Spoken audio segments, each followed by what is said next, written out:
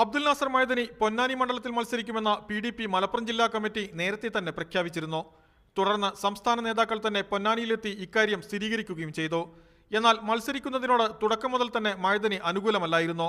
Party പ്രവർത്തകരുടെയും നേതൃത്വത്തിന്റെയും ശക്തമായ സമ്മർദ്ദമുണ്ടായെങ്കിലും നിലവിലെ സാഹചര്യത്തിൽ മത്സരിക്കേണ്ടതില്ല എന്ന നിലപാടിൽ മൈദനി ഉറച്ചുനിന്നു. തന്റെ ജയിൽ മോചന കാര്യത്തിൽ മുസ്ലിം ലീഗ് നേതാക്കൾക്കിടയിൽ ശക്തമായ നിലപാടുള്ളയാളാണ് sitting MP E.T. Muhammad Basheer. Madani മത്സരിച്ചാൽ അത് E.T.യുടെ വോട്ട് ബാങ്കിലാകും വിള്ളലുണ്ടാക്കുക.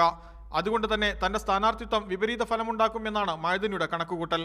എന്നാൽ മണ്ഡലത്തിൽ PDPയുടെ പേരിൽ തന്നെ മൈദനിക്ക് വോട്ട് അഭ്യർത്ഥിച്ചുകൊണ്ട് ഫ്ലക്സ് ബോർഡുകൾ ഉയർന്നിട്ടുണ്ട്. ഇന്ന് മലപ്പുറത്ത് പാർട്ടിയുടെ പ്രവർത്തക കൺവെൻഷനും വിളിച്ചു ചേർത്തിട്ടുണ്ട്.